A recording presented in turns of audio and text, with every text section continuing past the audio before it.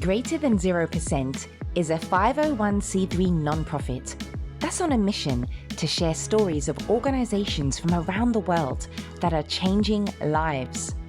We have weekly episodes featuring amazing nonprofits and monthly episodes interviewing top business executives.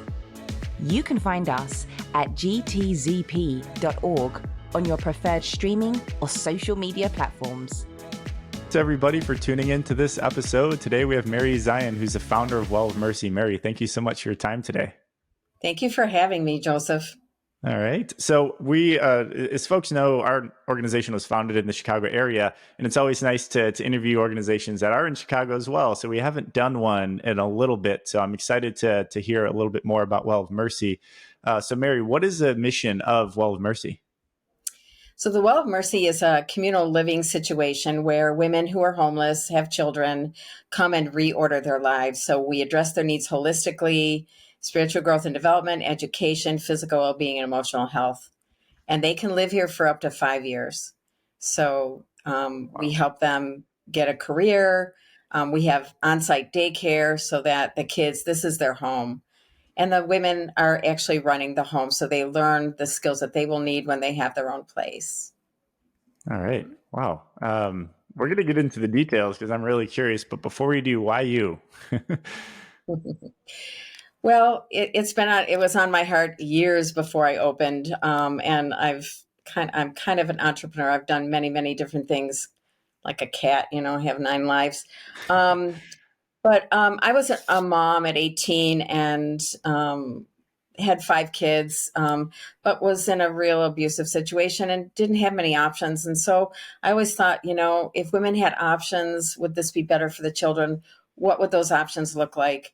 And so it was a dream of mine to open a home such as this, where the women would have the time and the companionship, the companioning to actually realize the goals and be created who God created them to be, actually, get to that place. And, so I'm a licensed clinical social worker, and I moved to Chicago. My kids all lived here. So I just said I'd do this now, or wish I had.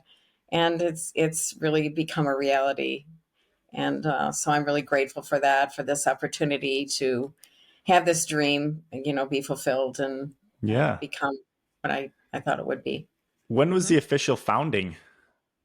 It was February 21st, 2010. Yeah. Wow. I'd love to hear about the history. So what were some of the programs in the early days? What were they like?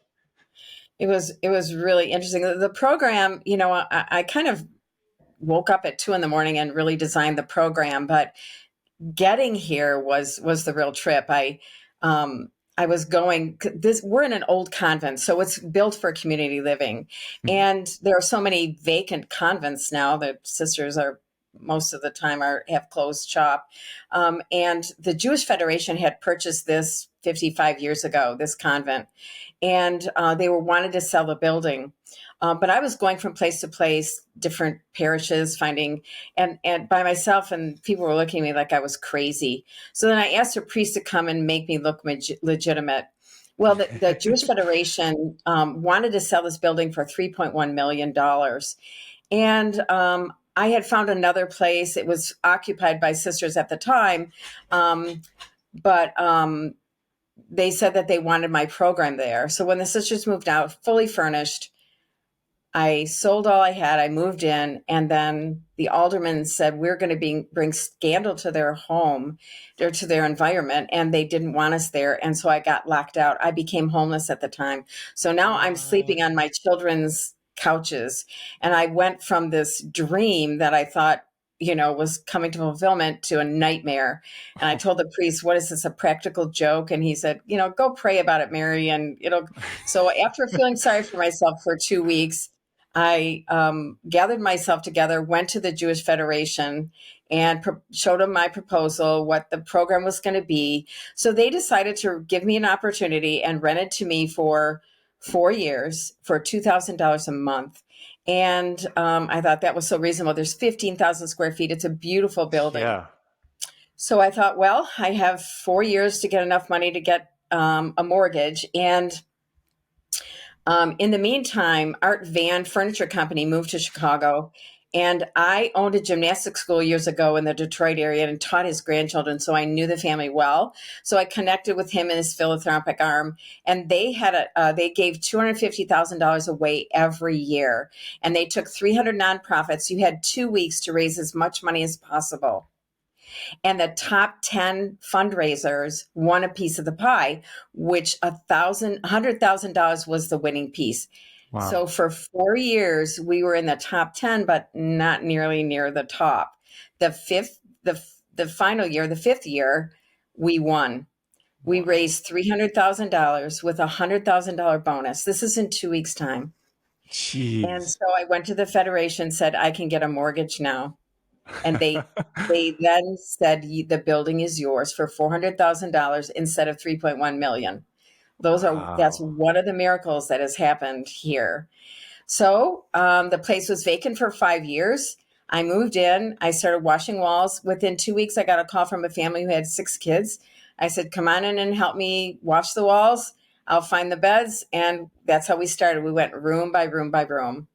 And we have been full ever since. We have interviews almost daily for women who either do a search or are referred by hospitals and clinics and other nonprofits.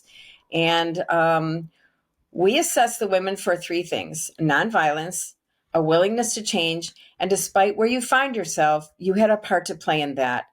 If they can check those boxes, they have a home if we have room. And so then they see the social worker once a week, and she helps them with their goals. They all have to graduate high school or get their GED. Hmm. After that, we help them assess whether they're college bound or they want to get into a certificate program. And they hit the ground running. So they get into school as soon as they possibly can, apply for some, financial aid and that sort of thing.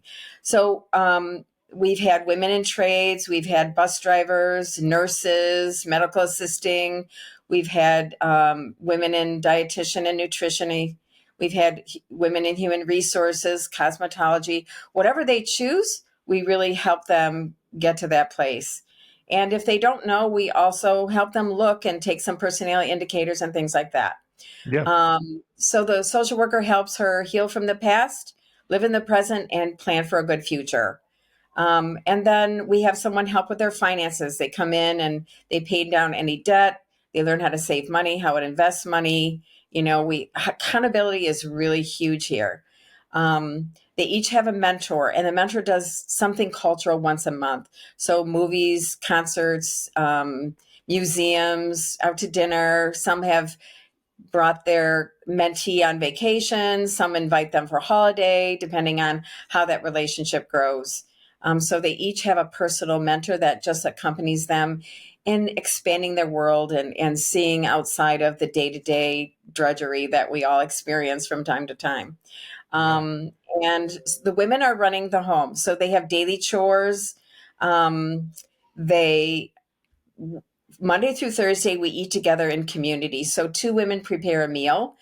And if they make the meal on Monday, they clean up on Wednesday and Thursday. So there's 4 people cleaning up, 2 people cooking. They come in, eating fast food, and now they have to prepare a balanced diet for, 40 to 50 people.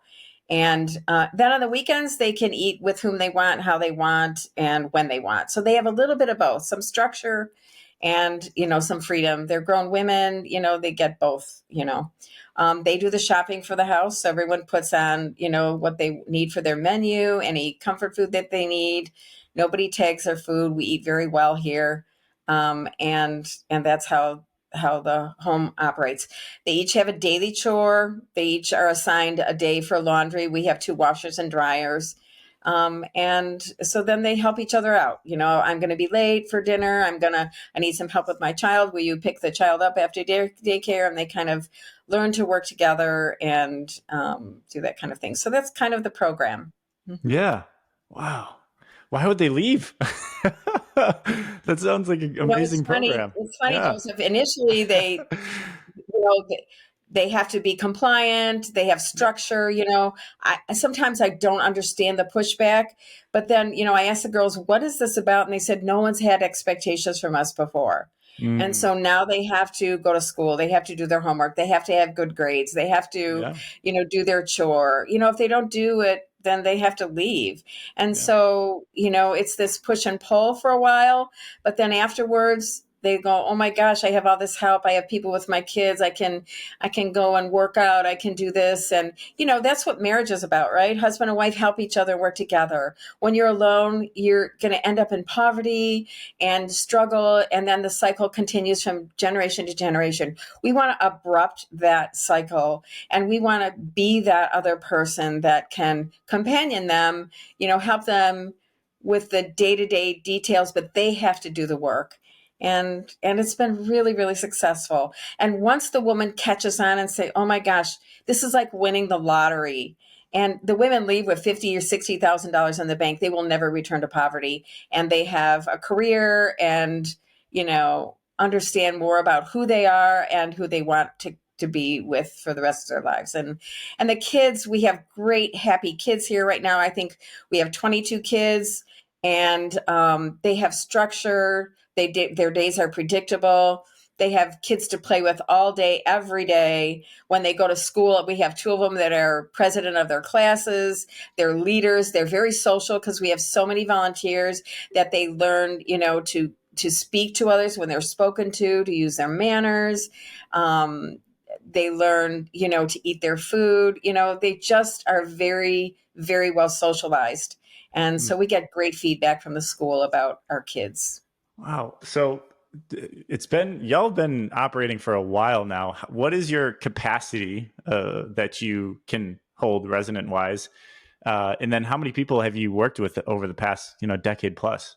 So we've had more than 300 women come through our program. We take 12 women at any given time. They have their own room. When they have more than one child, they get a suite. So there's a door on the inside with the kids that are on one side and the moms on the other. Almost all of our moms right now have more than one child. So we've doubled up a little bit.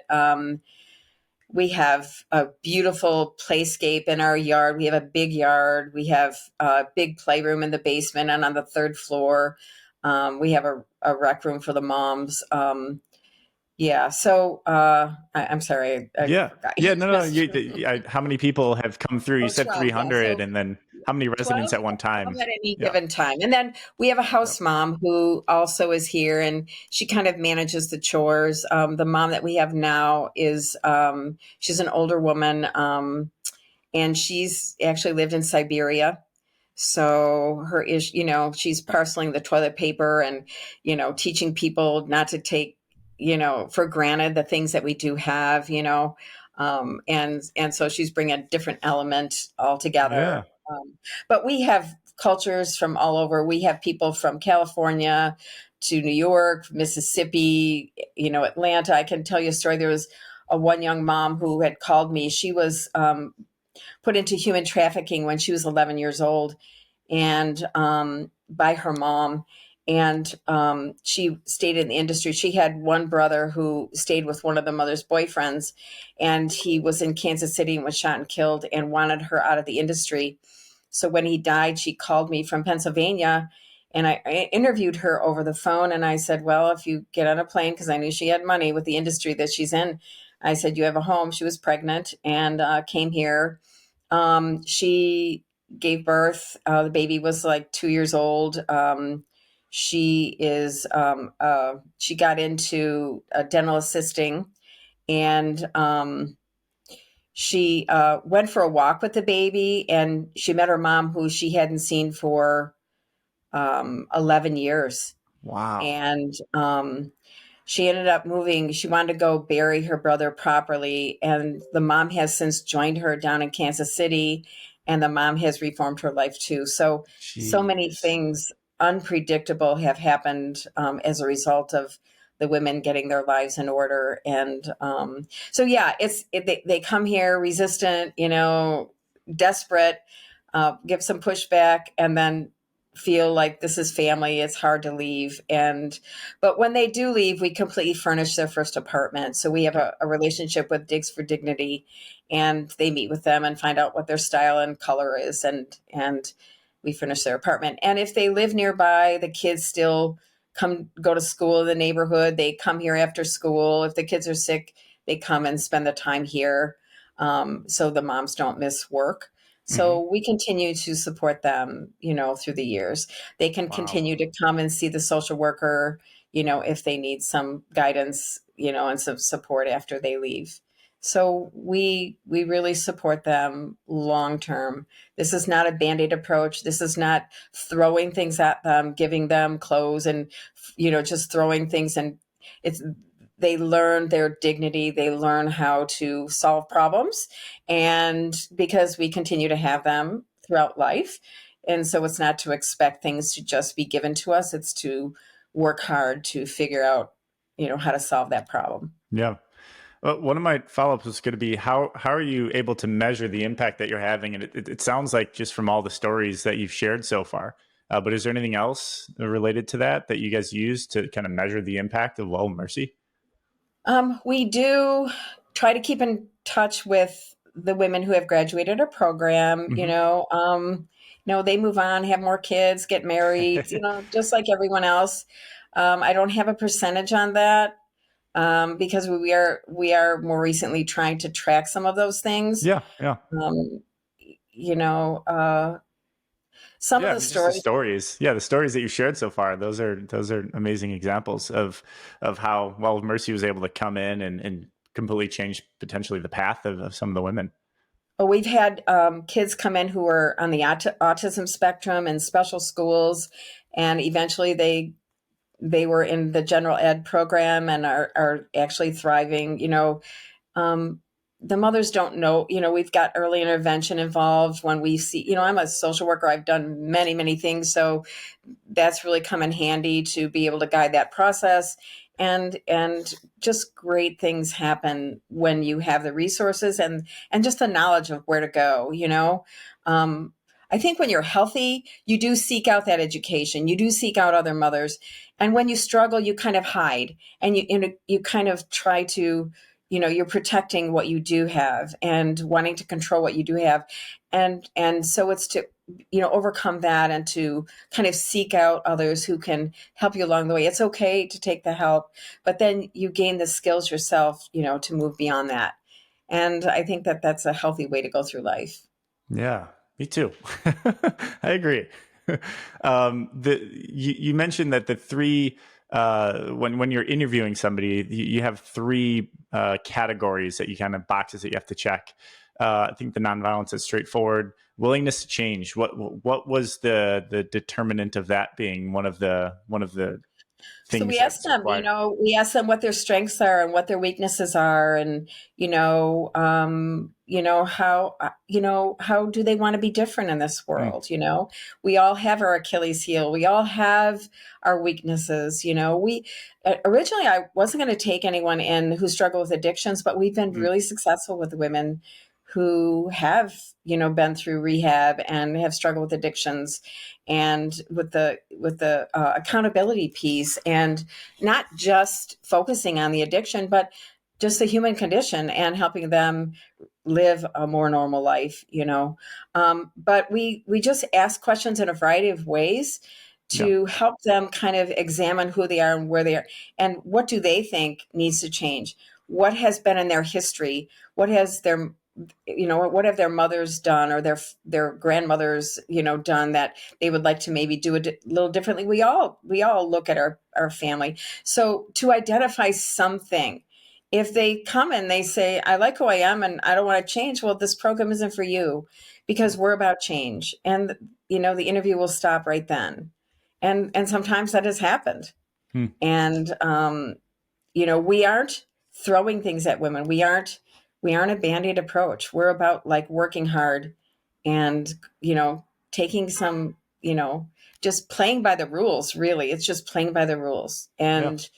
And that's kind of what we're about. So there are several questions that we ask to kite, and it's tough to be in an interview because they do have to become vulnerable and they do have to be honest, and as a social worker, you learn different ways to ask those questions to kind of ferret that out and to Yeah. see what the truth is, and so we kind of go right to the and it's hard for some of them to answer some of the questions, but I tell them if they don't answer the questions, they can't live here because I have to know who's coming to live in our Yeah. home Yeah. so that everyone's safe. And yeah, so. Oh. Mhm. What does the future hold for Well of Mercy? What are your plans? Yeah, I'm a visionary. I just have great plans. I get a lot of young dads now who haven't had fathers themselves and are have full custody of their own children, Hmm. and they need the support. They need the guidance. So I've had some focus groups of some men in our city, kind of explaining, what I want, because it has to be run by men. We're not going to take men in and have women, teach them. They need to know how a man operates. It's different than a woman does. Hmm. So I would like to open a home for young dads, and the kids would probably all come here during the daytime, and then help the men get careers, and earn a living wage like the women. We have just received a sizable donation to open a resale shop. So we're Mm. now looking for a space to do that, and hopefully that will fund the men's program.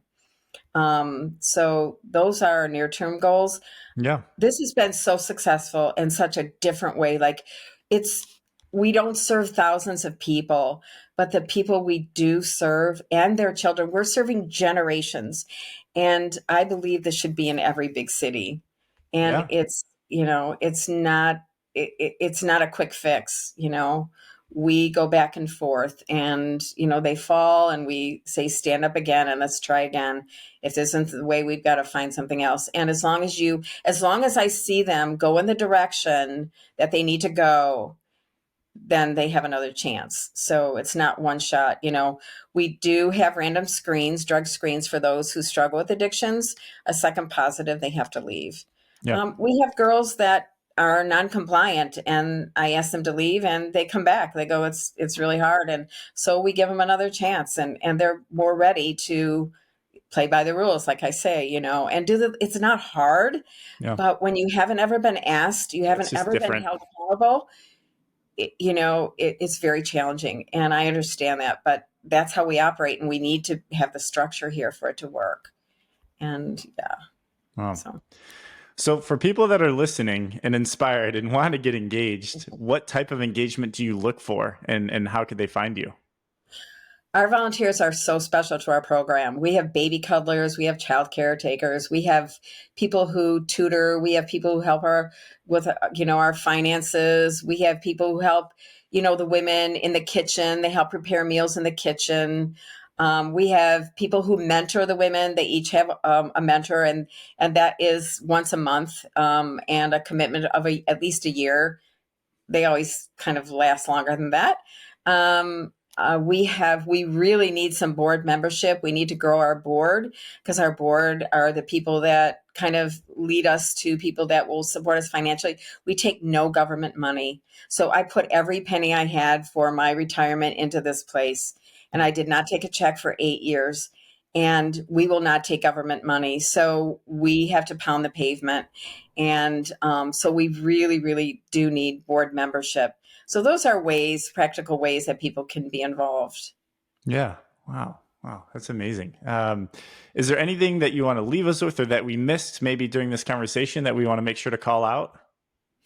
I mean, I can talk about this place. It's my lifeblood.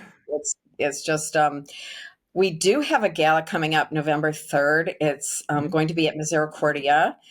Sister Yeah. Yeah. Rosemary has donated her place for our gala.